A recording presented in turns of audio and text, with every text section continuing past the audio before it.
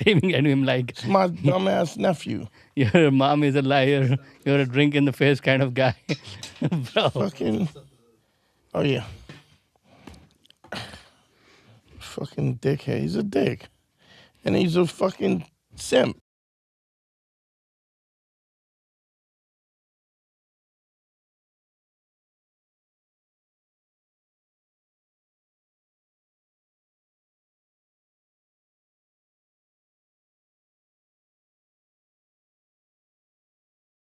Think you know about relationships, but you're wrong. Listen, there's no magic bullet. I'm teaching life skills. You need medicine. It don't always taste good. Nah. But it'll get you better. You need this medicine. Yeah. It ain't gonna always taste good. But this is what you need. Men and women, bottom line, we need to have the conversation. Your partner wants to give up control, but only if you know how to drive. Let me see the car. This is about being the best you could ever be, whoever you are. Hey, you I can don't just care if leave you're a them in man, a the woman, I'd rather- LGBTQ, space alien. I'll save anybody. I don't care. I'll teach a hedgehog how to have a threesome. What do you mean by that? Look, you don't have to listen to me. You're wrong. Listen, I know I'm great. And I know you're thinking, Dante, there's no way I could be like you. But you could be me, you know why? Because you know who I was? Before I was me, I was you. Man, school. Yo, yo, yo, yo, yo, yo. What up? What up? You can leave it up. I'll turn it off. Yo, what up? Man School 202, GYBB, get your balls back. WWDD, what would Dante do? If y'all can hear me good, give me a thumbs up in the comments, please. Give me a thumbs up in the comments. Let me hear you. We are back. Sorry that we took a little hiatus. It is what it is, but we back and better than ever. I'm sporting the merch hosted by Dante Nero. Stop playing. Go on my website, DanteNero.com. And if you haven't done it already, take the audit. The audit is on the new website. Check out the new website, DanteNero.com. Check out the audit. Kind of gives us a 12 question that gives you a breakdown, gives you an idea where you're at and, where you're at in terms of your life and what you're trying to do. Big shouts to everybody in the building today. I appreciate y'all coming out. And we also got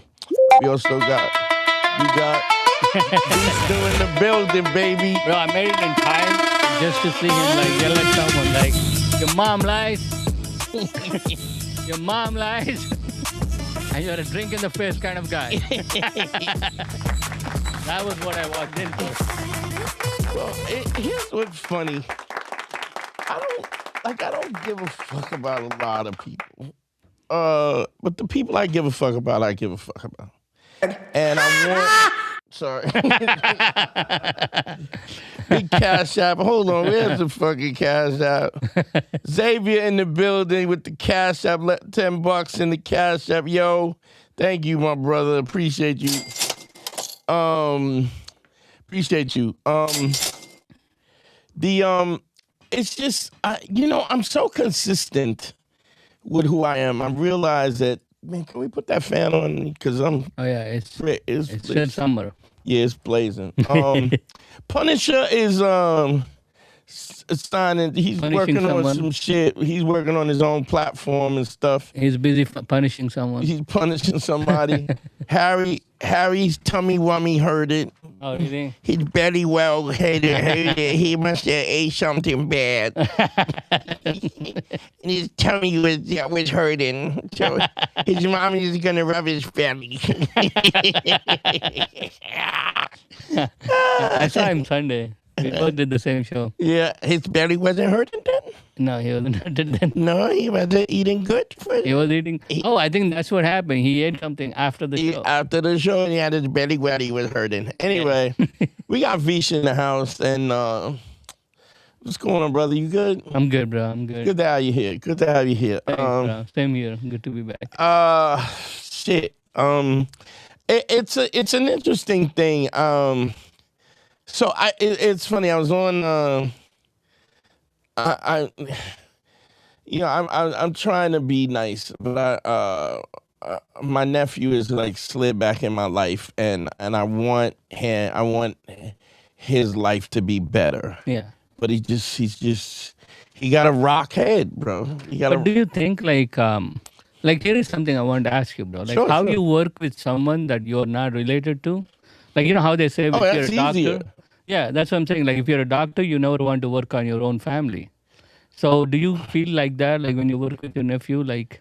Well, the problem is I think he doesn't, people who know me a lot of times, unless they've had experience with me where they go, oh, I fuck with him, they don't believe me. Like, people don't believe me. They don't think I know. Even guys who I've helped out with. How old is he? Just if you don't know. He's in his late 30s, mid to late 30s. He's not too young. Okay. But it's a weird. So let me give you a background. I give you a little background on myself. Yeah. My dad grew up. He was born 1920. I've said this 100 times. Yeah. And he is in Vishnu. and he grew up 1920. He was born 1920. He's one of 16 boys. 8 boys, 8 girls. He grew up during Jim Crow, segregation, separate water fountains, all kinds of trauma, all kinds of racism.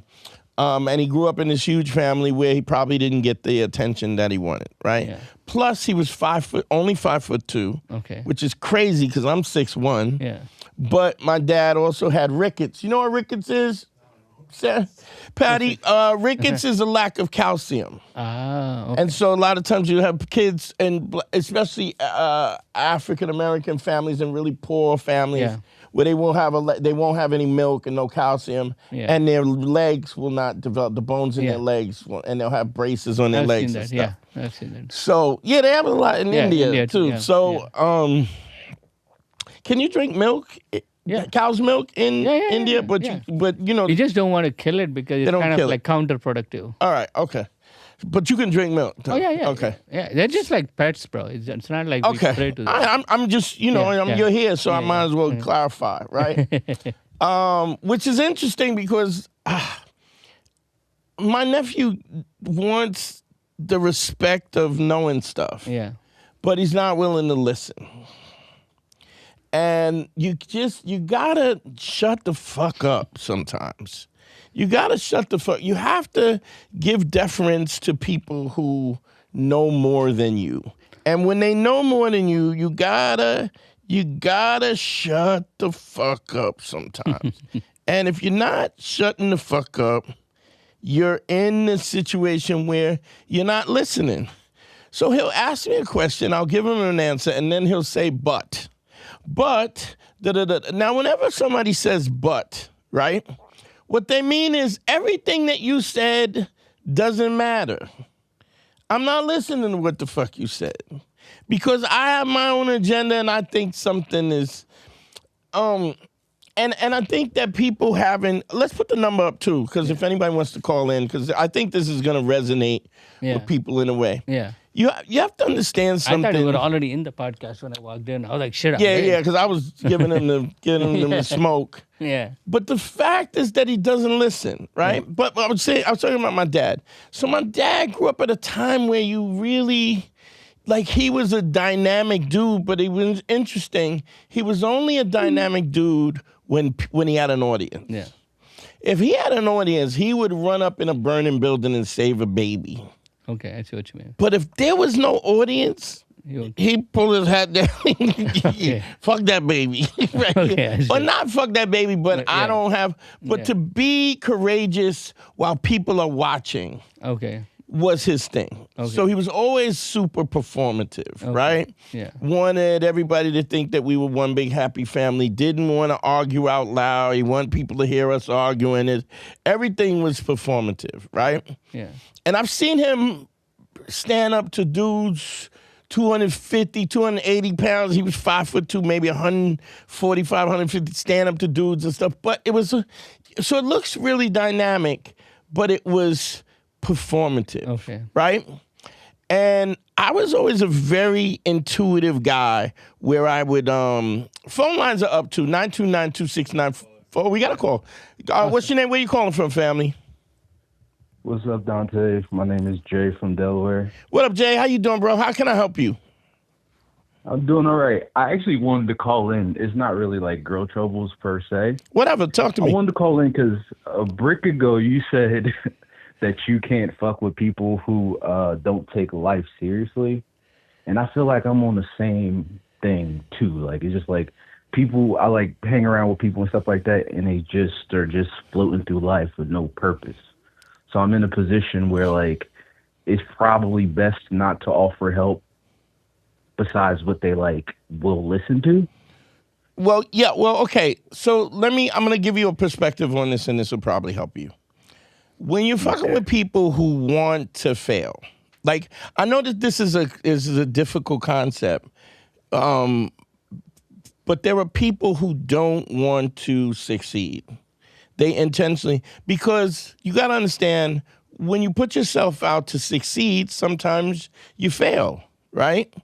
And some people would rather not know that they are incapable of a level of success than to know and then have to deal with the truth, that the fact that they are not what they thought they were, or what they perceived themselves, or even what other people perceive them as.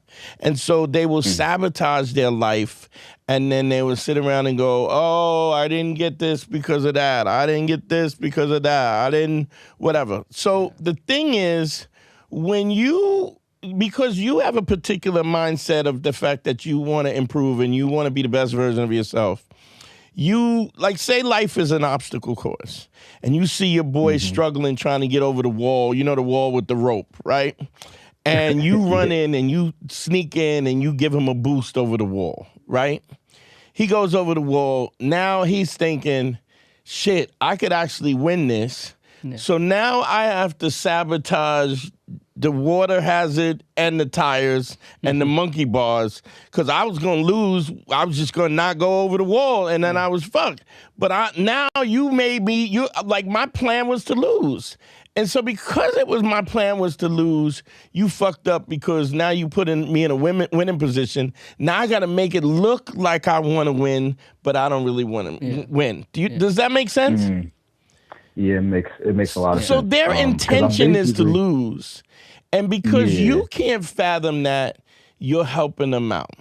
Now, I'm always the guy who will help somebody out. But when I see that somebody is not willing to take the help, I'm out. Yeah. Word. Here's something else. People, I'll say this. I'm not going to say that nobody changes, but people do not change. If you think about the friends that you had, if you have friends of yours that were friends of yours in elementary school, right? Mm-hmm. They're the same dudes now. They're just older versions of the same dude. Do you know what I mean? In what way? Yeah. Even though their outcome might be different, but at their core, they're the same dude. But do you? I mean, I see what you're saying, bro. Yeah. The only thing I've seen it, like, where I went through phases in my life. Yeah. Where I was like completely in this here. Yeah. And then, like, a revelation happens, and then I move over here, and then it's like I keep moving. So I'm learning, and I'm okay. Yeah. So what I'm not saying is that you don't become more sophisticated, but I'm saying at the core. Okay, I see. So I have a friend of mine that grew up with me. This just came to my mind, and we used to play back in the days when we used to play football in the street, right? Yeah. Especially like when it was snow, we would play full tackle football in the street, right? And there was a dude in my crew who, no matter where the ball was at, he was always getting up off the ground, falling, drama, bang into the car, this, that. And no matter what happened, even if the play was somewhere else, he was always getting up off the ground. He was performing. And but it was just so performative, right? Yeah. It's because he wanted attention, because he wanted, everything that he did was performative, right? That guy ended up being a stockbroker, right? Okay. And Yeah. naturally, he was doing a lot of performative stuff, and he got kicked off the fucking board. Okay. For doing trying to be. Yeah. What I'm saying is, people don't I see. change. I shouldn't say people don't change, but what I would say is, in order for people to change, there has to be something cataclysmic, tragically, in order to make them change. Okay. So if they don't have, and they'll usually be able to tell you the story, what happened that made me change. I see. Okay. So if you got a guy who is innately criminal, right? He's probably going to be shiesty and criminal. Yeah. Now, he can gain more money where he's not conniving to a certain extent because he's not coming from a place of scarcity, right? Yeah. So he's not willing to just, he's not going to steal, he's not going to, you walk out the house and then you got a bowl of peanuts, he's not going to take a handful of peanuts and stuff in it. He may not do that, but given an opportunity where there's scarcity, he will act in character. Does that make sense, doggy? Yeah. The reason why I call is because, like, I'm basically, I'm doing, like, a thing where I'm trying to change my life for the better in 60 days. So I'm, like, more proactive, laying the 5 bricks, going out, talking to people and things like that. Yeah.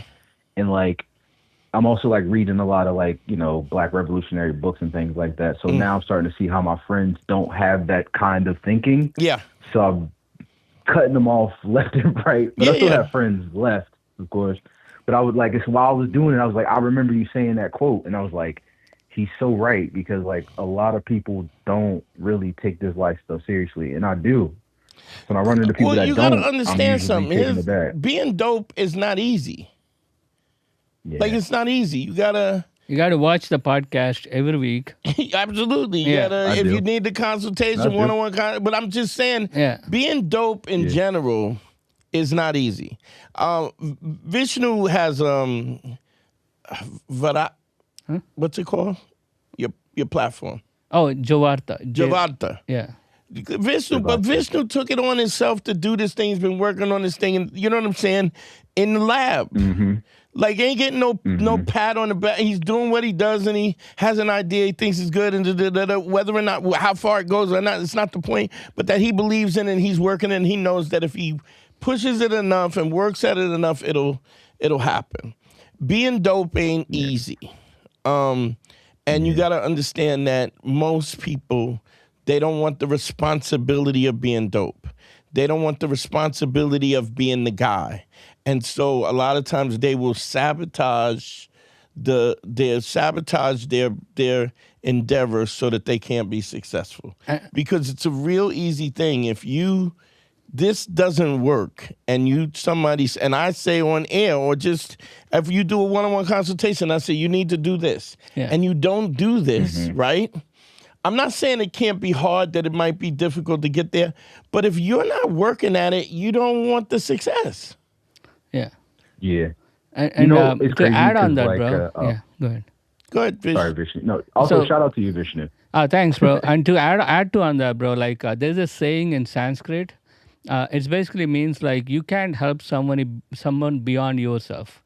Like, you can't go above your means to help someone, because you're going to lose out.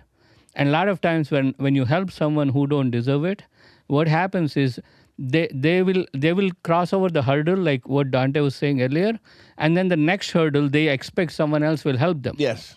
Yeah. So they're constantly going to be like living off of other people and continue to progress, and you're enabling them. So if you can read them, stay the fuck away from them. Yeah. Because if you've made this assessment about this is the person who they are, and you know, even if you just have a hunch, stop fucking with them. Yeah. Because if the friendship is important enough for them, and and you're important to them, they'll make an effort. Yo, I haven't seen you, and they'll make an effort. But what happens is most people who want to lose, they're not, like, when you're not available, they just use other people to. Yeah. It's whoever's in their space. Yeah. And the problem is. I would say this is, and I'm more aware of this than ever, probably because of my age. I have less tolerance to it. So when somebody's not listening, I go, oh, okay. Yeah. I don't even go, you're not listening, and I still argue. Come on, you could do this. I go, oh, okay. I'm done. Yeah.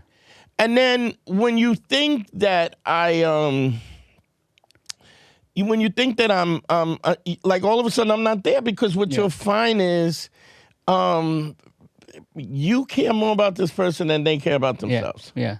So you gotta, and it's this is the part I don't talk about because it's the hard part. The lonely part is being dope is lonely. Yeah. And I always say this, and I feel sorry for women above all else, because women, as you become a better woman and you're presenting yourself as the best version of yourself, the fuck shit that you're normally accustomed to, you ain't. I mean, for men too, but what happens also with men is there's always as you get older, your options become wider, right? And it's not like with women, it becomes, your options become less and less and less, and that's. And also, like, there is a respect thing. A lot of dudes don't respect women and the work they do. And that's, right. that's bro, to add on to what you're saying, earlier, bro, for example, how you're talking about your friends, like, I have few friends that I still call them friends, but I know they're pathological liars. Everything they say is a lie. So now I don't call them out. I don't waste my time, expecting them to stand up to what they said. When they throw something at me, I'll be like, if you deliver, good for you. But I'm not going to lay my foundation. I'm not waiting. Yeah, I'm not holding my breath. Exactly. But does that make sense? I mean, I know you had a question. I mean, did I answer the question or? No, like you guys basically confirmed what I was already thinking, because like my logic is like, as far as the depth thing goes, like you can't go, like you always say, you can't be mad at fish for swimming. That also goes for people that want to say losers or ignorant. Like I fully understand it. Also, I definitely gonna do a one-on-one consultation as well, but since I've been laying the 5 bricks, I'm realizing how easy it was and how I was overthinking. Well, the first part is easy, but do me a favor. The website, y'all, everybody check out the website. The website is DanteNero.com. On the website, there's an audit. There's a 12-question audit. I would like everybody, if you want to check out and see where you're at, answer those 12 questions, and then you might get a little surprise if you ask the 12 questions, okay? And bro, before you go, like, it's not your job to correct them. Like, a lot of people do this shit. Like, they'll be like, yo, I'm going to call you out. I'm going to, make it my thing to, it's not your fucking problem, bro. Don't waste your time. Just do your thing. Yeah, because you can always be doing something for yourself. But, yo, thanks for calling, doggy. I appreciate you. No problem, y'all. Thank y'all. Peace. All right. Put that numbers up. Good. I think so I was saying that my dad was very performative. And because he didn't feel validated in his life, because there's a bunch of kids and his, gym, all this shit. And we're also in a situation where, we're not in a position, we're just coming to a position where people are going to therapy and they're kind of thinking about, like a lot of the clients that I get, the Indian clients that I get, there's so much like, I want to make my parents happy. That they don't give a fuck about what makes them happy. And most of the time, their parents ain't happy. Because there's been no consideration for what makes you happy. Because especially immigrants in general, across the board, it's survival. Get your education, but there's no thought about what you want to do. Exactly. It's the fear of the unknown. For example, as a person who, you see your parents suffer through the oppression, sure, and then make it up, and then you respect the struggle they do. So you're like, now my entire existence is about you. You did this for me. And I had a conversation with a guy who's really, his mom is really, she's what I call chicken little. Everything is a problem. Oh, yeah. Mom and dad split up. They're going through a divorce. Father's suing. There's all kinds of shit. And what she does is she emotionally manipulates him because he allows it. Yeah. And he's a grown man now, and he's in his late 30s now, and she's, even when we got a call? Oh, even when we get a call, yeah. Yeah, we got a call. What's your name? Where you calling from, family? Hey, it's Manny from Detroit. What's up, Manny? How can I help you, bro? And it's the first time I called in. Basically, I've seen the episode where you talked about where you had a partner, and even though y'all would have sex a lot, you would struggle to make her finish because of, I guess, some trauma thing. So I wonder. Oh, yeah. What Okay. did you do? I call it the fuck bunny. But but go ahead. What's the question? So yeah, basically, what did you do to get to that point? Because we did all sorts of things. Okay, all right. but So she let would me never give come. I'll give the story, the background of the story, and then I'll give you what the solution is. So it was this girl I was. It's funny because a friend of mine was fucking her. Yeah. And she was fucking the shit out of him, right? She would and he. So him back in the days, I was, me and we were dirtbags, and we had a couple of times we had snatched 2 chicks up, and we go back to the house, and he would always give me the basement, and he would take the bedroom because we were at the time we were in Queens, but I was always so one time I'm smashing this chick, and I had this thing I would do sexually where I would hit the pussy, send it down into the mattress, and then when it sprung back, I would meet it as it came back. But you time it, and then it was like blah blah blah blah blah blah blah. So you could get really deep and high speed. And so I was smashing this chick, and he got up from his bedroom, came into my man. I had to see what position you was in. The way I ain't never heard no speed like that. And I was like, yo, go back in your room, right? But this chick, she had some sexual trauma. I won't get into what it was, but it was some kind of molestation thing. And so, now what happens is something that's very common with that is that if you get this sexual trauma with somebody who is a family member, right? Or like actually it was a uncle. No, it was the father. Yeah. The father was messing with her. So now she loved her father, right? But he was violating her, right? Yeah. So now you have this dilemma. You have this child, which is a child, has this emotional dilemma where she's been essayed from a person that she trusts, that she looks for safety with, but yet and still he's violating her in sexual ways. And so what happens with that the thought of intimacy between a parent and a child becomes painful because you can't think about the intimacy without thinking about the sexual assault. Yeah, sad. So what so now think of a little kid, because then they're not going to commit. I mean, we hope that they don't commit suicide. But what we say is usually they're going to find, because this is new to them, they got to find a way to cope with what the situation is. And so they identify that intimacy is intimacy is painful. So sex, it could be fun as long as it's not intimate, as long as it's not so. I mean, my boy couldn't handle her because she was basically banging his tailbone sore, right? And he knew, like, he was like, listen, he was a wild dude. He's in the penitentiary right now, my man. Oh. Shout out to my man Capone. I didn't even notice, but he was robbing banks. But that's a whole nother story. I got a whole bunch.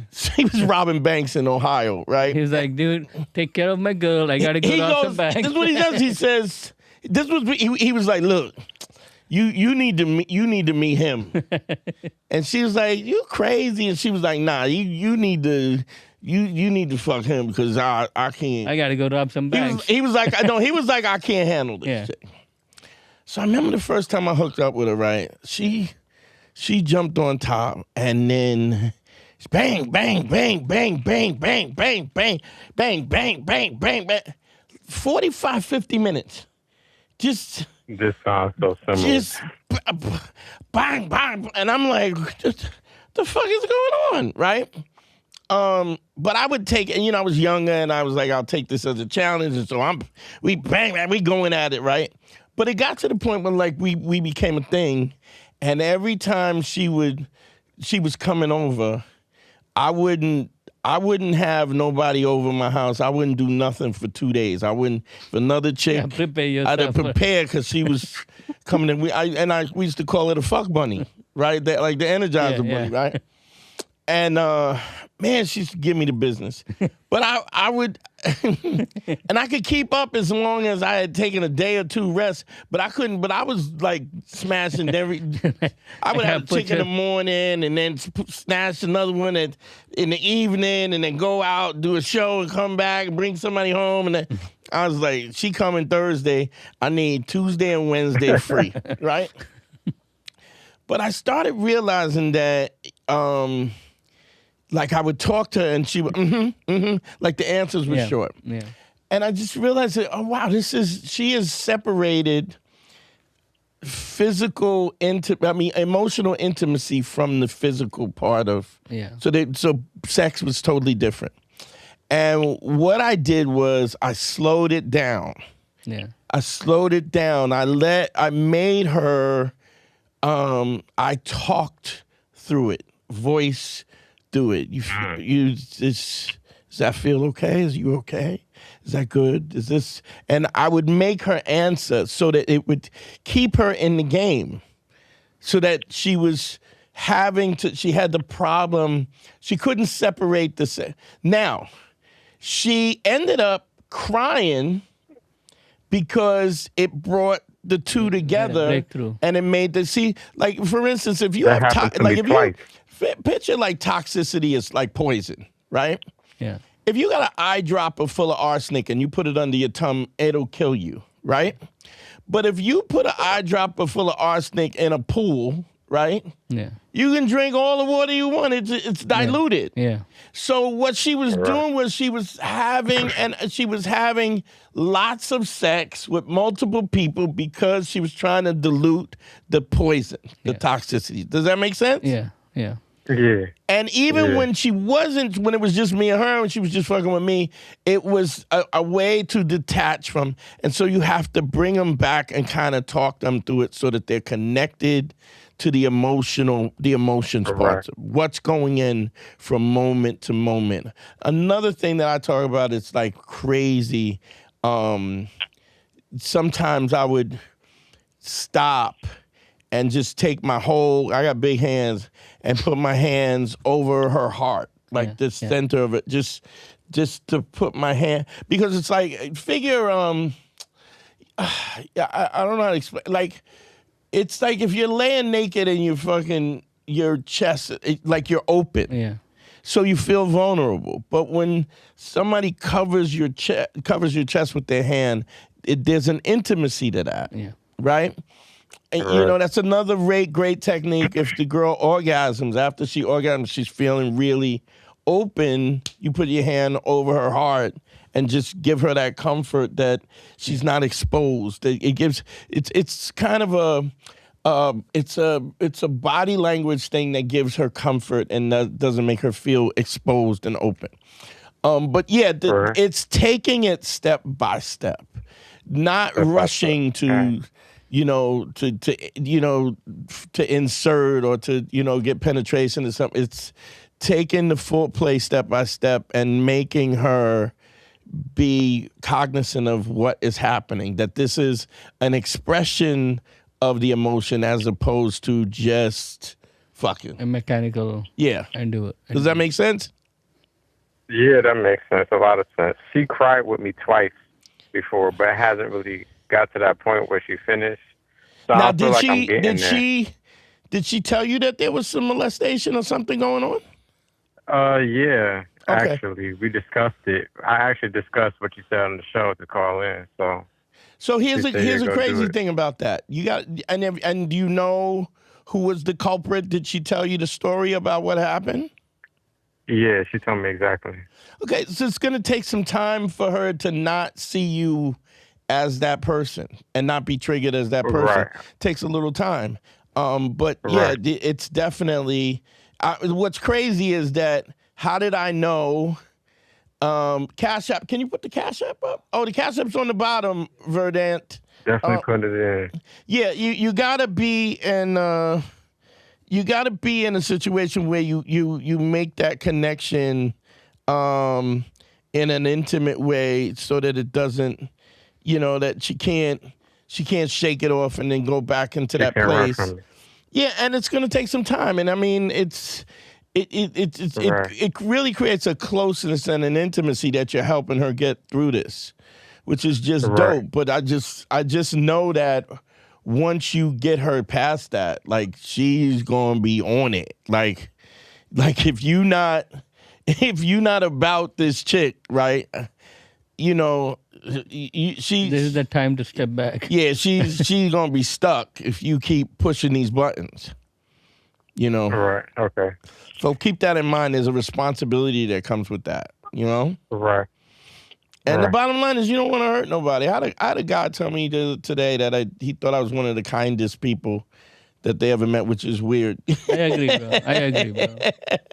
Yeah. Because I don't take no shit. And so Yeah. people kind of take the fact that I don't take no shit as I'm not but I'm a kind person, because even though I'm joking and stuff, at any given time, if I was saying something to fucking Vishnu or anybody and I thought I was hurting, if I would, Yeah. that's not what I didn't, Yeah, that's what I like about you, bro. You're aware of you know what you do. Except for when he told me my whiteness was coming out. I was I want to getting cut that, ready to bro. go in his fucking mouth. I was like, oh, word? But I'm Bro, I also gotta find that clip, bro. I gotta find that clip.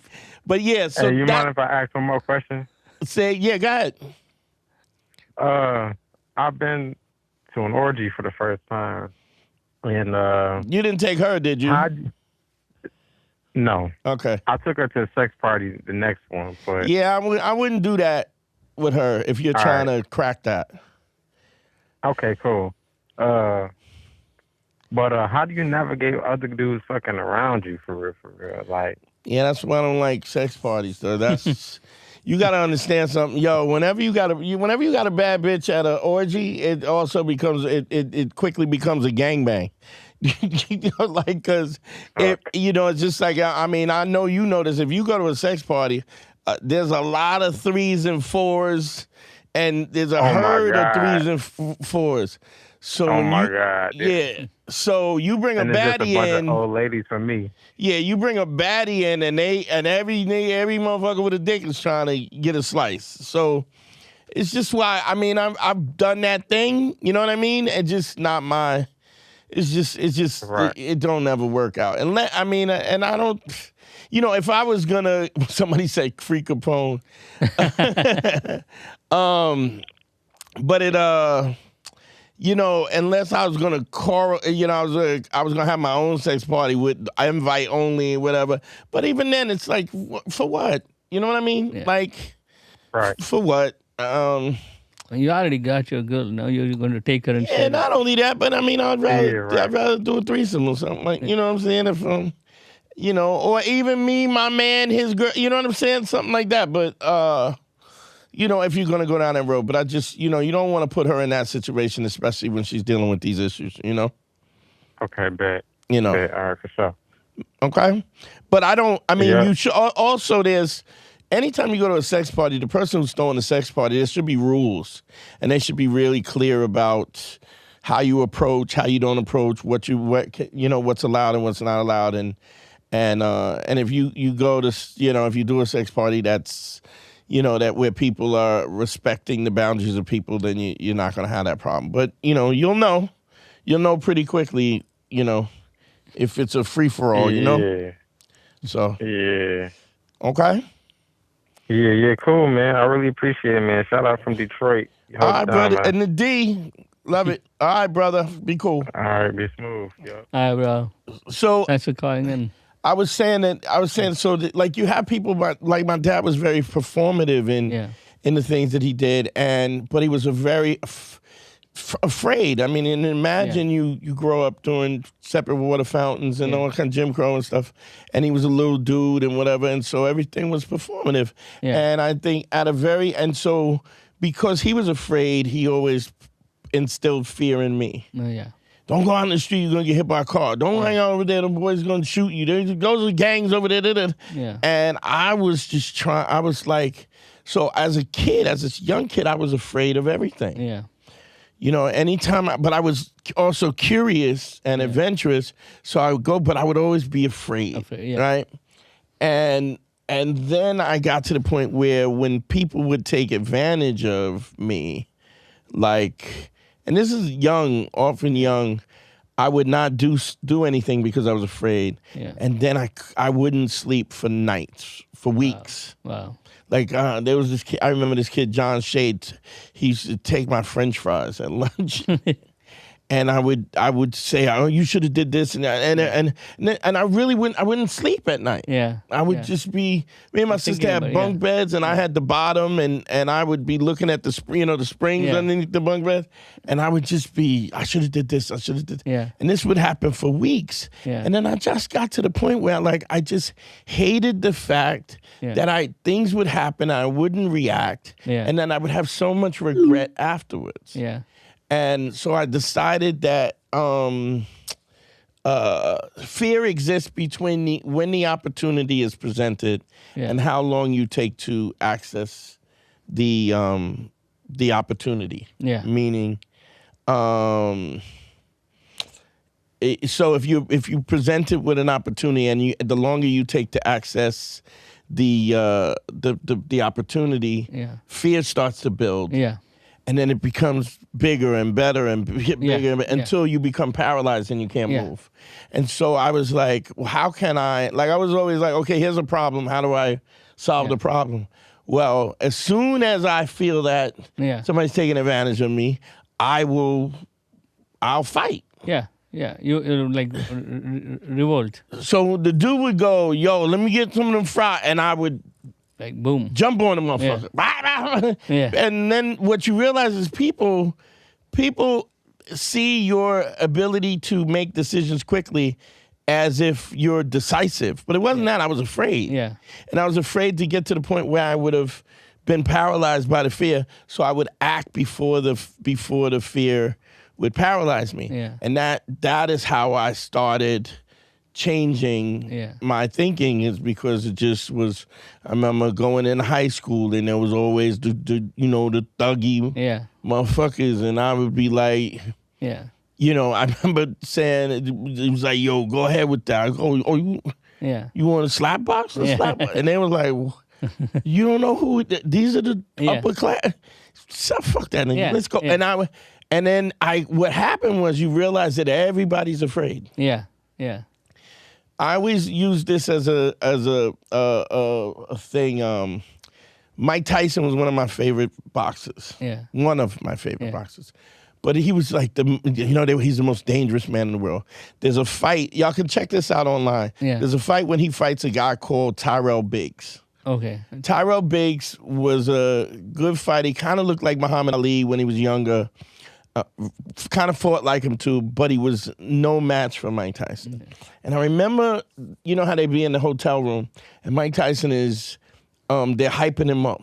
You the champ, you gonna take him, you gonna, and in my mind I'm going, why are they so amped up and hype about him fighting this tomato can that we know he's gonna knock him out? If you don't know did you ever watch Mike Tyson fight? Yeah, I did. Okay, there was Patty, you remember there was a time when Mike Tyson, the after interview was this. He goes, I remember I was hitting him in his body, and he was crying. He was like, ow, ow. Do you remember that? Well, Google Tyrell Biggs. I'm telling you, it's crazy. He goes, hey, he kept going, ow, ow, ow. He was like hurting, whatever. I mean, I'll get it. And he was like laughing because he was hitting the guy right in the guy. He's crying, right? And I remember thinking to myself, well, why were they hyping him up? And I went to see Mike Tyson in a play. Mike Tyson had a play on Broadway. Actually, my girlfriend helped him. Ex-girlfriend, she helped him act in the play. She was his acting coach, and he said I was afraid. He said every time I fought, I was afraid. I was either angry or afraid. Wow. And when you hear somebody like Mike Tyson talk about I was afraid, it makes you go, if he was afraid, why can't I be afraid? Yeah. Do you know what I mean? Yeah. And it realized if Mike could be afraid, then anybody. Yeah. Yeah. That makes sense. Yeah, Mike was trying to end Tyro Biggs. And so it just made me think, okay, so it's not just me, it's everybody. Mr. Slideaway sent me $5. Thank you, brother. I go as I have workplace X. And even though the breakup ended in a decent note, there's still an awkward vibe whenever we run into each other. What do I do? Have a conversation with her. Say, listen, I feel like it's awkward. I mean, that's the best way to do it anyway. I feel this is awkward. Is there any way we can fix this? Yeah. Because I know I feel it. I mean, maybe you don't feel it, but if you do feel it, like, what can we do to remove that? I really enjoyed your company. I enjoyed the time that we had. But I don't want to feel awkward, and I don't want to make you feel awkward. And you'll be surprised how a little conversation like that would help. Yeah. will change everything. Oh yeah. Speaking up. Yeah. And the problem is the reason why we don't speak up is because we're afraid of the outcome. Yeah. But then what we're doing again, what we're talking about is we're afraid of it, but then we're dealing with it every single day. Why not confront it and see if you can move it? I mean, that may not help. It probably will. Yeah. But it may not help. But the point is, you having these awkward feelings is not going to change unless you do something about it. I mean, like what you were saying earlier about how you were like thinking about how to react to it next time. Yeah. Like, I think that also made you a good comedian. Sure. Because it's like a training. Because like I changed a lot of schools, like 14 schools. Yeah. By the time I hit 5th grade. Really? 14 schools? 14 schools. And everywhere. Because my parents were trying to figure out their life. They were moving. Yeah. Okay. And then like, I ended up in America after my 10th grade. Wow. And I didn't even know English. So it's like I've been in those situations where it's like you want to react, but you don't even know the local slang. Because they're like different languages. You don't know who's who. You don't know nothing. Yeah, you don't know the politics. Yeah, and then now you got to sit there and assess because like some people are just propped up for no fucking reason. Sure. And then you got to identify those people and see like why are they being propped up. What I've also found out a lot of time is that when I don't know the politics, I'll be the politics. Yeah. I'll start the thing. Yeah. Fuck up the whole. Yeah. Yo, what's up? Yo, who the fuck? What the fuck? I have a whole bit about it. There was this one bully. Yeah. He was just kicking everybody's ass. Yeah. And I thought I could take that guy. Yeah. But I had no reason to fight him. So I told this other kid that just got beat up by him, I was like, dude, just go tell him you're going to kick his ass after school. And he went and did it. That afternoon, my parents came and pulled me out of school and we moved. So you set the guy. I still think about beat out of him. I mean, always. I don't advocate this now, but I was good. I was a good dude to smack a dude in the face. Where a guy was like, yo, what the fuck you smack? And they were like, what now? Yeah. You know what? Yeah. I just smacked you in the face. Yeah. But you can get away with that. I'll get my ass kicked, so. Yeah, but here's the thing. Even when you do that, a motherfucker, I don't give a fuck who he is, he look at you different. Oh, yeah, it scares him. Yeah. If he looks at you different. That's he's true. like, oh, who is, I don't, because what you realize is that everybody's afraid. Yeah. Deep down, everybody has their apprehension and their fear, and then, but the only way you get comfortable with it is you gotta be comfortable. You gotta make an attempt to be comfortable with it. Yeah. So I keep saying this. So that I recognized that a long time ago that my dad his bravery was performative. And so I said, well, I don't want to be that way. So if you look at me now as a person, I'm all the good parts of my dad, none of the bad parts of my dad. My dad was super charming. Yeah. He was also a big hoe. That's another thing. But I mean, whatever. But I would always kind of run the show, I wasn't afraid to lead the crew, even when I didn't know what the fuck I was doing. Yeah. You know. Yeah. And because of that, you start to people would rather follow. Most of the time, most people would rather follow than lead. Yeah. Because they feel like leading is a responsibility. Yeah.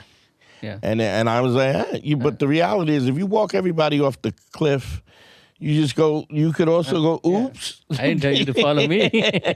I'm just walking off the cliff. But then you learn later that if you're gonna lead, you gotta. Yeah. There's a responsibility to that. Yeah. Check out DanteNero.com. Check out my website. Take the audit. Don't forget the merch. This is one of the merch shirts, so I'm wearing it right now. Don't forget the one-on-one consultations, of course. I love the design, bro. Phone lines are up. Put the lines up too. Let's see if we can get one more call before we get out of here. But this is an interesting thing. My dad also taught my sister to be afraid and performative. In fact, taught all of my sisters to be that way, including taught me. The difference was I hated it. Yeah. And so I was rebelling against it. And then when I rebelled against it, it made him uncomfortable because I wouldn't let him put those constraints on me. And I think he was really... I think he was scared for me, but it was something that made him feel uncomfortable because I was a different person than he. And then what he tried to do in a lot of cases, he tried to subjugate me with other people. So when I was taking martial arts, he would go, look, there's this, I want you to train my son. And he would like get a guy to beat me up. Oh, okay. I see. Yeah. And I realized later on that my personal growth, me excelling, made my dad feel uncomfortable. And because he was uncomfortable, let me see the comments. Because he felt uncomfortable, I think he wanted to he wanted to when he couldn't beat me, he would get somebody else to beat me. And I knew he was trying to bring me down a notch. So I was awful to those. Like I whipped their ass. I remember going boxing with a dude and putting a hurt on him, martial arts, putting a hurt on a dude. I mean, even intellectually, he had this guy who was studying genetic engineering, and I was a bio major and I read. I was a piece of shit in school because I just was so busy chasing hoes. But I knew my shit. Yeah. And I would spank a dude intellectually, where they would come back to me, nah, man, he's really heavy. I mean, And they would go, you really should get your degree because you're so sharp. And I'm like, and then I'd be like, nah, stop sucking my dick. Like you. Hey, Dante, how do you kill negative habits and remind yourself the right choice each time that you are at the same crossroad, despite the emotion attached to it? Look, here's what I would say to this. I give everybody up until 26 to... well, thank you, OG Black. He says, man, I just give Pops for credit for helping me become the person you are today. I mean, I appreciate that, but it really was me. Yeah. It wasn't him. I want to add to that, bro. Like once you're done talking. The thing with these negative habits, right? I give you up until 26 to make these mistakes because your brain is not fully, scientifically, your brain is not fully developed until you're 26. But after 26, if you're still making the same mistakes, you have to admit to yourself that you like the outcome. Yeah. And you like the outcome because you keep making the same mistake. It's one thing if you've done it once and you don't get it, but at some point in time, you got to be responsible for the actions that you take. So it's like when I absolutely know that my dad was insecure. I knew that my sisters were insecure, and a lot of the things that they did was because of it. A lot of things that were really disrespectful and mean to me was done out of their insecurity. Also, the fact that they didn't see me as their equals because I was the little brother. And so, it's easy to be big when you're standing on the neck of somebody else. Yeah. And so they love that the kind of big sister abusiveness that they had and it didn't stop until I stopped it. Yeah. And then when I stopped it, then they were all scared of me. Yeah. Well, I can't talk to you because no, you can't talk to me because you're disrespectful and you're mean, and I'm not going to let you do what you want to do. That's why. So don't put it on me. You should be a better person, because I'm always taking stock of who I am. It's just like me saying, if we'll tease and stuff, but if I think I hurt your feelings, I have no problem backing and go, hey. But my sister was, that fear was in her, and then she put it in my nephew. I see what you mean. And it's passed on, and I remember seeing that he was being indoctrinated in the same way, and I wanted to help him. Yeah. And she knew I was trying to help him, but she just she isolated him from me, so I couldn't get to him, and I couldn't help him. What was really difficult for me was because it was my little nephew. I didn't want him to go through the things that I went through. I wanted to give him the path. And then when we did talk, he just wouldn't listen. Yeah. He just wouldn't listen because we talk about sabotaging your own shit. But go ahead. So based on what you're saying, I felt like, your dad is like 5'2", and he came in through that, he grew up through that, where there is fear is kind of instilled in you. Sure. And then I think that's as a woman, your sisters also kind of took that, because they're there is fear in and then they're women, so it's it's that too. And then for you, it's physically you're stronger, and you're mentally you read more and you opened up more. So now for them, it's can I trust him to do what he thinks he can do, or should I stop him? For them, it's the fear. I think he was afraid himself, and he couldn't understand how I wasn't. Yeah, I mean that that's I would rather die. Yeah. And be in a situation where I literally would rather die than maintain this fear and not take the opportunity. Yeah. And I don't think that people who are afraid don't really understand. Yeah, and I've seen this with a lot of immigrant parents. Yeah. Because they are afraid, they'll be for example, even my dad, when my joke is I say something white people did something, and I would get a call from my dad, once he see, he'd be don't go after white people. They're not nice people. They're going to get you. Yeah, they don't. Patty, you going to get them? No, I mean, for him, it's it's yeah, because he's scary. Yeah, they're evil. They don't think like us. They, the way is So for me, it's okay, should I sometimes it's a button. Okay, should I push these buttons? Or sometimes I just don't post the clip. You mean to push? No. Yeah. Here's what you cannot do. You cannot live your life for other people. Yeah. I mean, I don't know if your parents are happy or they're not happy or whatever or whatever it is. But the point is, they made their choices for them. Yeah. They don't get to make their choices for you.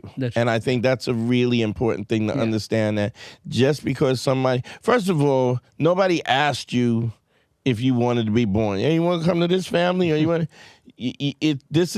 and they want to have you because they want, it's really, having a kid is kind of selfish. I think that's for example, I think that's one of the reasons I didn't start my comedy journey when I did. Yeah. I did my first set in 2002. Okay. But then my dad is what are you doing? You're going to go and tell jokes to these people? They don't understand nothing about us. Yeah. And go get a degree, go, settle your life. So I lost 10 years, but I still came back to what I wanted to do. But I think that's how it works, bro. You got to work through it. Yeah, but it's all, I mean, it doesn't, for instance, my son I don't have that. Because because I've fixed it in me, so I don't perpetuate it Our to him. circumstances are also a little different than what they went through. Yeah. Well, it's also, but it's weird how you could have a situation that because as an immigrant, for example, if someone is mean to you, to your face at the workplace, you're I gotta take it. I gotta take it. I gotta take it, and I get it. You gotta, you don't want to make, you don't want to, you don't want to get deported because but. And then you kind of okay, this is how they are. They're always complaining about your accent. They're not going to listen to you. Yeah. Every time you tell them something, they get annoyed. So why are you doing this? Why are you putting your Yeah. opinions out there on them? Yeah. They're not going to take it. They're going to hate you for that. Yeah. Yeah. And that's like, I think that's like every immigrant kid's fight, bro.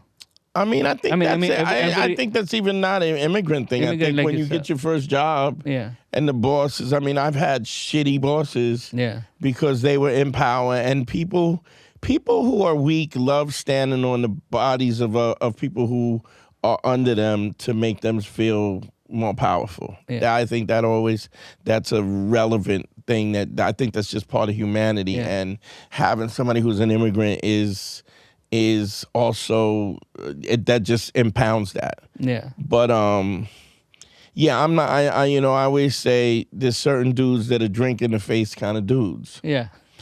A woman just fucking with you and she knows I can throw a drink in his face, he ain't gonna do shit, right? And there's other dudes who you go, oh, I can't.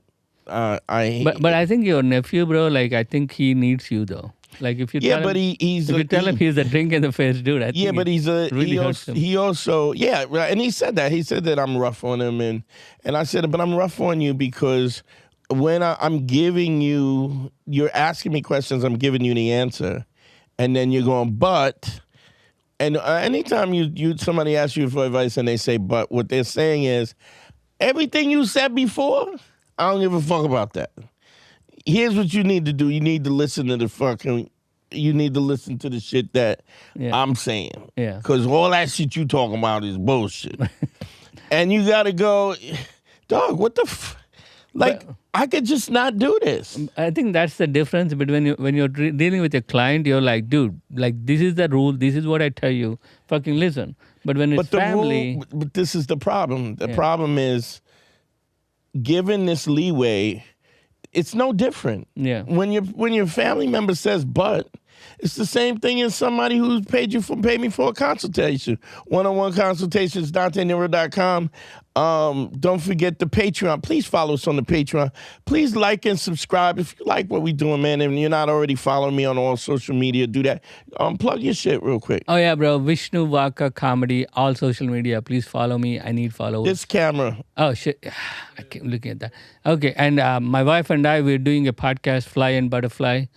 We do that every week. Just go look it up at Vishnu Vaka Comedy. My website is vishnuvaka.com. Yeah. Thanks, guys. GYBB, get your balls back. WWDD, What Would Dante Do? The Sexual Revolution is being podcasted. Yo, I love y'all, man. Thank you so much. Thanks for coming through, Vish. Big shout out to Harry and his belly is hurting. And big outs to Punisher making moves. Holla. We out of here.